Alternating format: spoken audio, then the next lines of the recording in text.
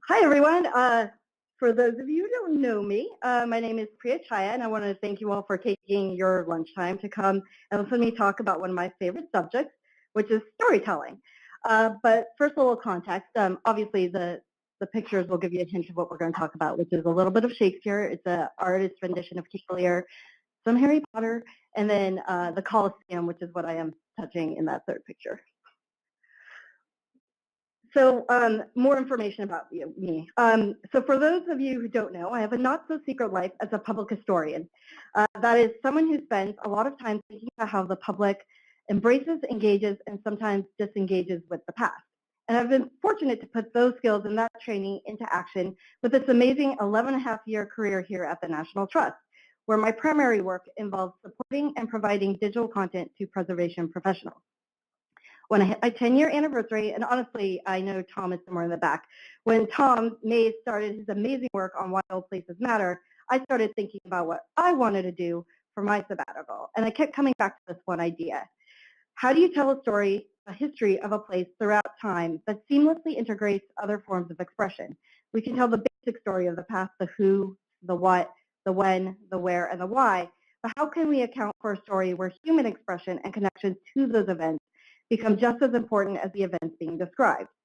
And just as important, what are the digital tools and methods we can use to communicate those ideas in our work to tell the full American story? I put this amazing picture of this cloud cover coming in over Positano because it's sort of a little bit of a metaphor for what I'm trying to say, is that if we just use the written form, it's perfect and it's beautiful, but sometimes it obscures the detail that is below.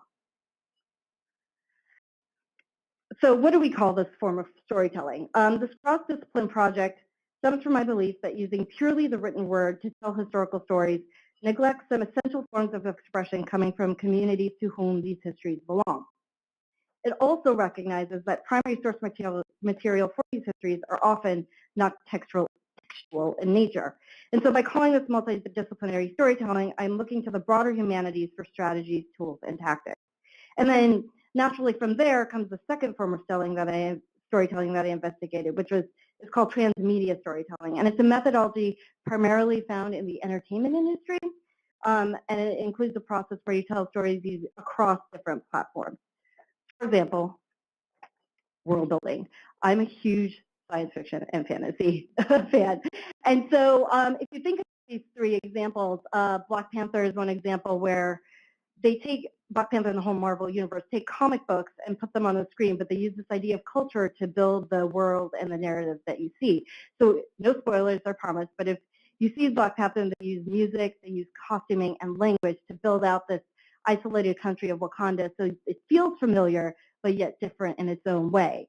Tagana and this author, Guy Gabriel Kay, use art and culture and to build a story about identity and loss in a country that no longer remembers what it is. And then for an example of transmedia storytelling, it's the Star Wars universe, where they use digital shorts on YouTube, books, movies, and the film and the television shows to sort of layer in different ideas of the broader Star Wars universe. Now, you don't have to read and watch and listen to every single piece to get the full story, but you can pick and choose your own adventure, so to speak. So one example from my trip that to show how this is the Harry Potter universe, where obviously the book started first, but then we have these amazing films that give you all this really cool information that is visual in nature. And so I got to go to the Harry Potter studio tour, and after walking through many rooms filled with sculpture and architectural drawings, you end up in this space with a building that is in some ways the main character of the entire, well, one of the central characters of the entire story. And what they did was really get your blood flowing by adding music.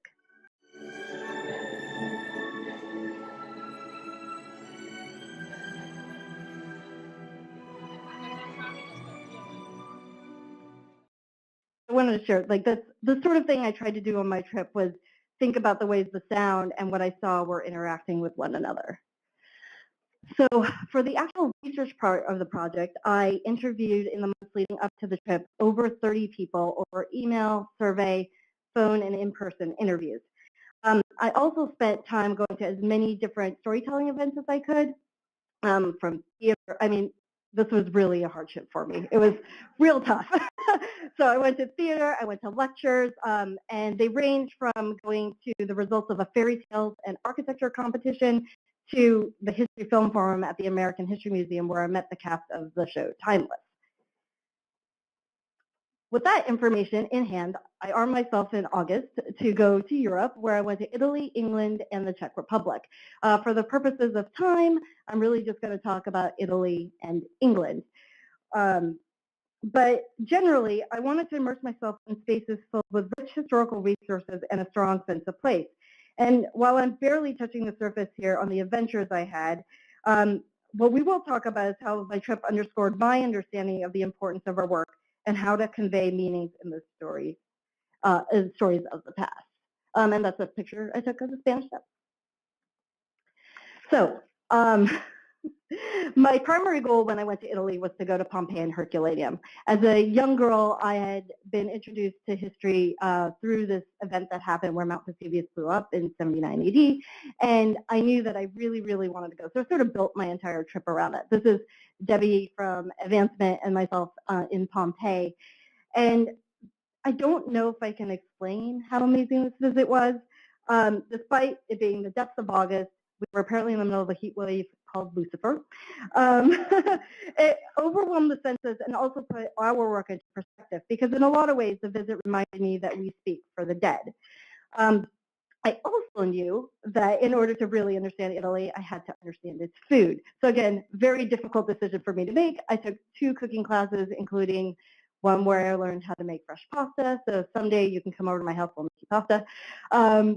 And also, obviously, eating as much gelato and drinking as much limoncello as I possibly could. And then the last picture is from Capri, and it's the Augustine Gardens.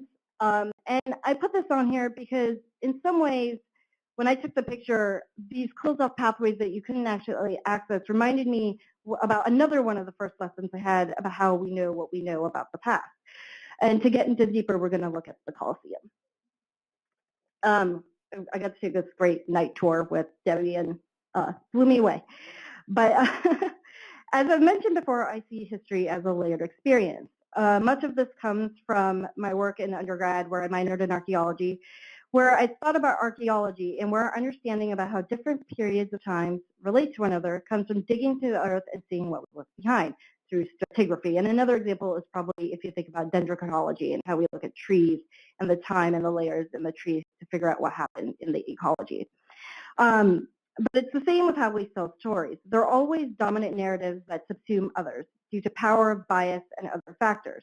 And it's our job to dig deeper and to pull those lesser-known stories to the forefront, connecting them to the larger narrative.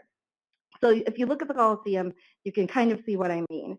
On one level, you've got the ends of the rebuilt stage where the gladiators came out and fought, and then you can also see the audience places where they could sit, and they're tiered up.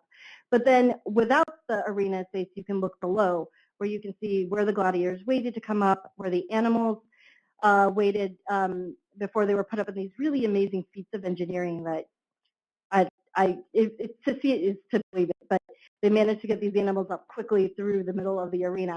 And also, I'm going to try and point to this, but you can also see evidence of when the arena was turned into a religious gathering place later in its life. So like the history we tell, there are different layers, different stories to be told. And I thought the Colosseum was a great example of how this can be learned. And there was a quote when I went there that also exemplifies how awesome the space is. It's J.W. Goethe on the Roman Colosseum in his book, The Italian Journey. And he said, when one looks at it, all else seems little. The edifice is so vast that one cannot hold the image of it in one's soul. In a memory, think it smaller, and then return to again to find it every time greater than before. Another example. This is Kirsten and Tom both told me to go here. This is the Basilica of San Clemente in Rome. It's actually just behind the Colosseum. And it's another example of how we know about our history through layers. When you walk into the Basilica, it's a 12th century church that's currently in active use. But then when you go below, you can see the 4th century predecessor. And then even lower, you can see buildings from the 2nd and 1st century, including a Mithraeum and a pagan temple. And while we weren't allowed to take pictures, and you really didn't want to because it was so dark and you wanted experience, I did carry one piece of the experience back. The deeper we got, the more humid it became, and all around you, you can hear the sound of a rushing fountain, one which dates back to Imperial Rome. And it sounds a little bit like static, but I wanted you to hear it.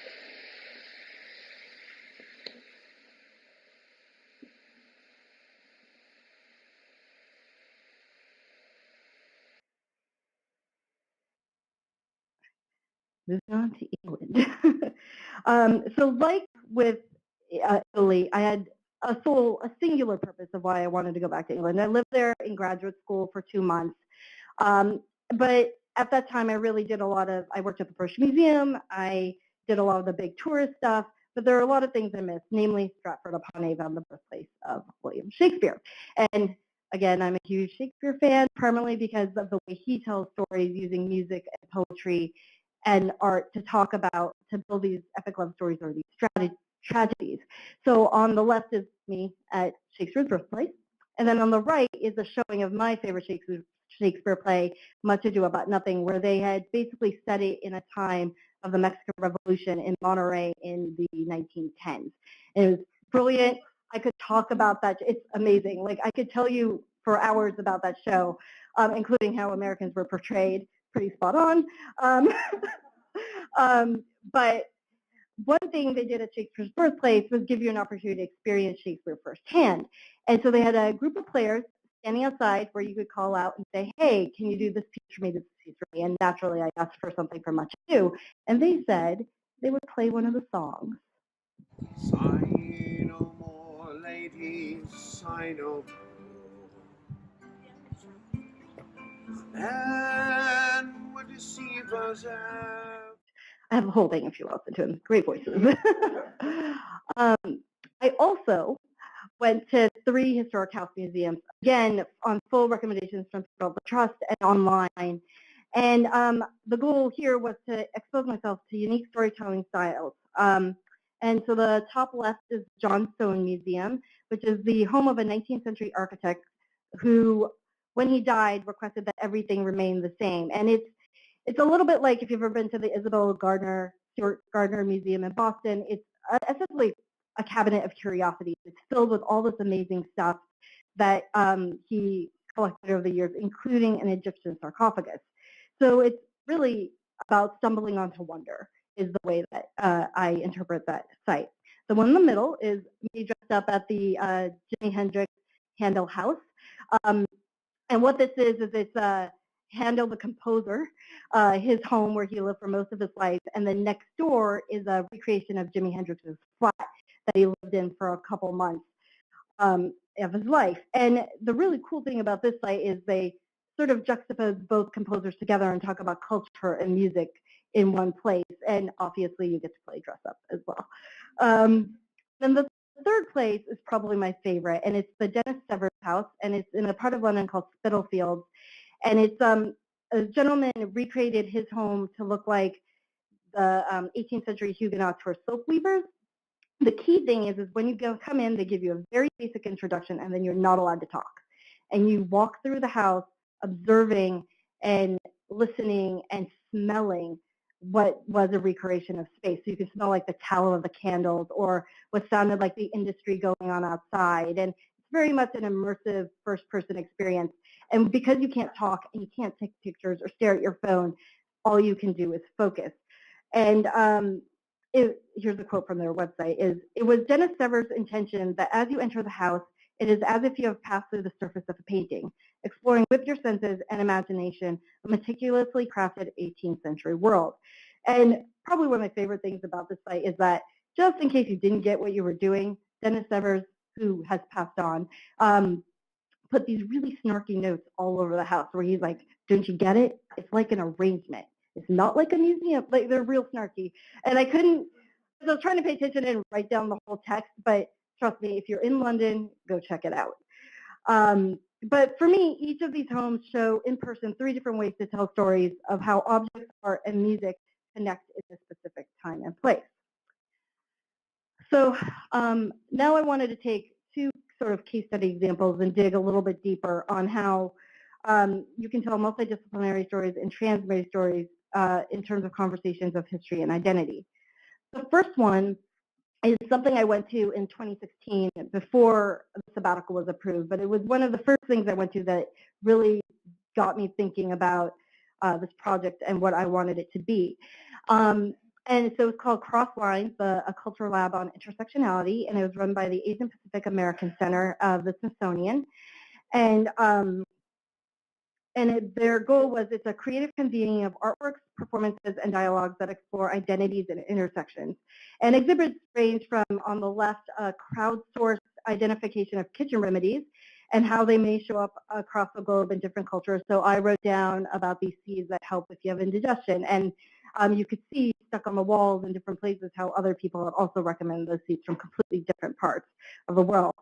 And then in the center, they had these games and things that sort of talked about how to make it in America and what is the immigrant experience, or this great sort of manifesto as you walk into the Arts and Industry building. What the APAC has done since this exhibit is put together a manifesto of sorts about what cultural labs are, and I think it's worth sharing with you. They say, we believe that curation can be a form of community organizing, that art can be collaborative, participatory, and socially responsible, that those who have historically been pushed to the margins hold the stories that will center our future. And what's interesting about this is that it's ephemeral. It was for this one weekend in May. You came, you wandered through, you talked to people, and then you stepped away. And while there are videos and interviews and things that you can watch, you still can't experiences the way you did if you were in that place. And I have a short video of them talking about what they mean by intersectionality. So we'll see if this works. There it goes. Crossline, crossline, crossline, crossline. Crossline, the culture lab on intersectionality. The second case study is an exhibit I saw at the Tate Modern called Soul of a Nation. This exhibit, the goal of the exhibit was to place artists and art of what was the Black arts movement into the historical context of their time, geographically and socially. And so interwoven with the pieces was information about the civil rights and Black Power movement.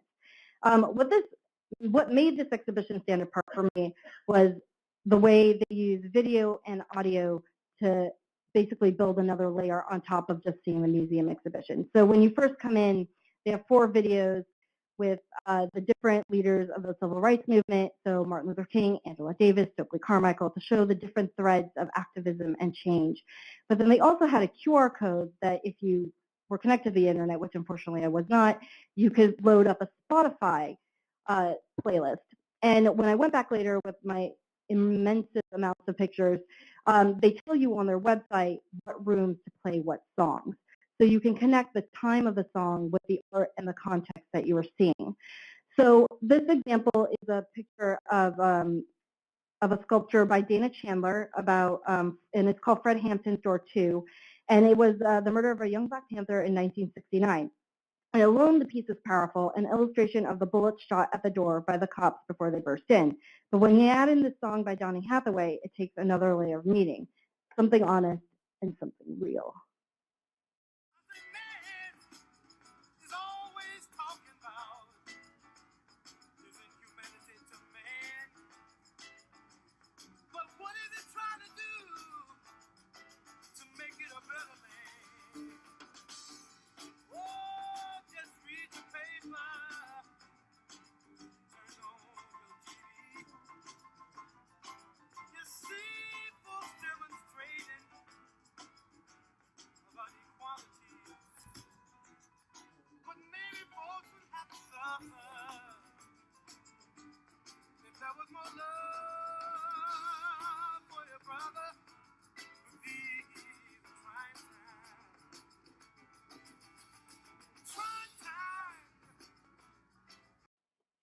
So this is probably one of my favorite things I did in London. It was totally unexpected. We went to the Tate Modern and we thought we were just going to wander around and pick an exhibit. And we're like, okay, we're in London. We're going to see an exhibit about the civil rights movement in the United States. Why not?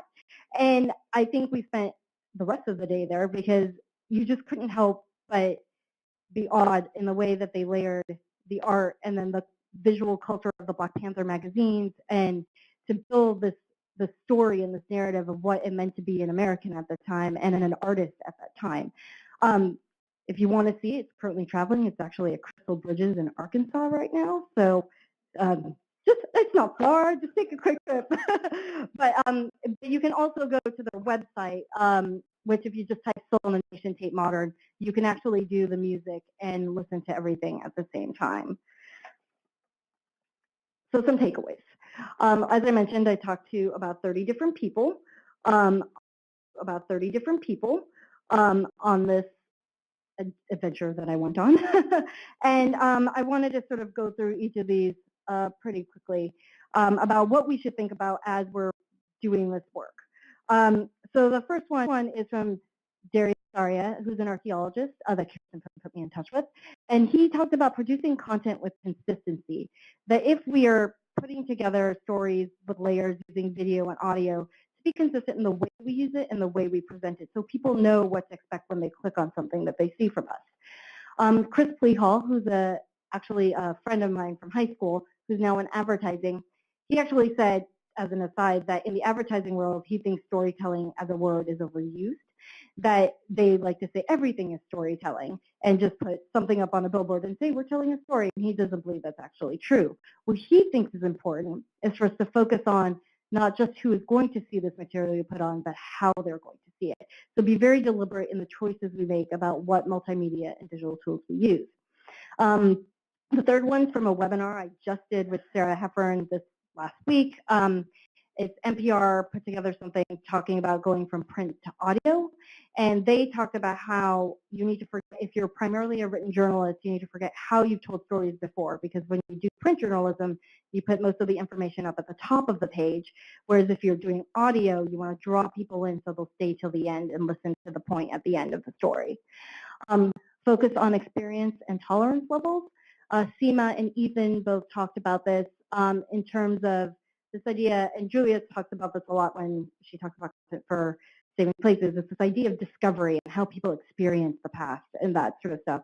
So they were saying, as you put things together, think about how they fit together in a puzzle, but also remember that not everyone has the same tolerance level for media. So if you're telling different pieces of the story, think consciously about what pieces go in what place.